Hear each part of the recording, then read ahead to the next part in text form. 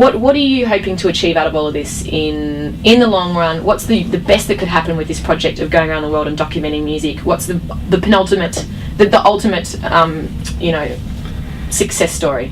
Well, we're going to promote all the bands we see, so hopefully that one of the bands we promote around the world, hopefully from somewhere that would never usually get the time or the efforts of the normal music scene, we're going to hopefully promote them and someone will go, oh, they're awesome, and then pass them on, and then that'd be great.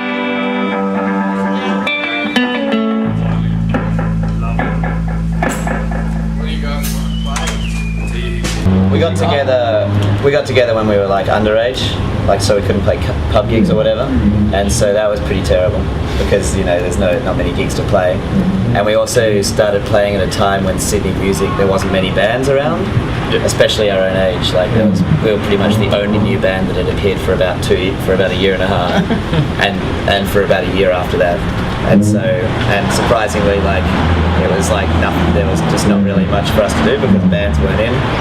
And then about a year and a half into it, all these bands started popping up, and it was around that time that there was that whole talk of the saviors of rock and roll. Yeah, was happening. Jet and the Vines. Jet and the Vines. It really kicked all the clubs out of Sydney, and all the clubs turned into venues. I mean, we gig a lot, obviously. We've put out 2 albums now, and so we started doing the regular touring and gone overseas 3 times now. So it's become a bit of a different beast to what it was. So you mentioned overseas and stuff. Is there any music scene that you would have ideally loved to have been part of as a straight out?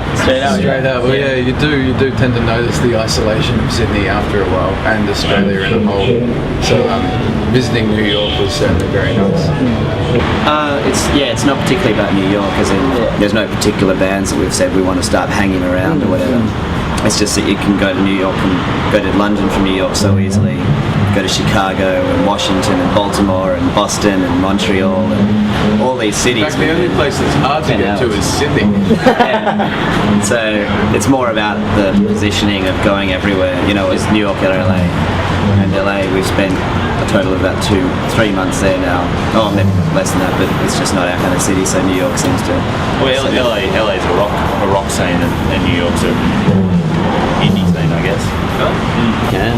I mean, it's always been really hard for us in this country because, we don't play the most accessible music, and there's only 3 cities to play in, that have more than 1 million, more than enough people to come out and see you play.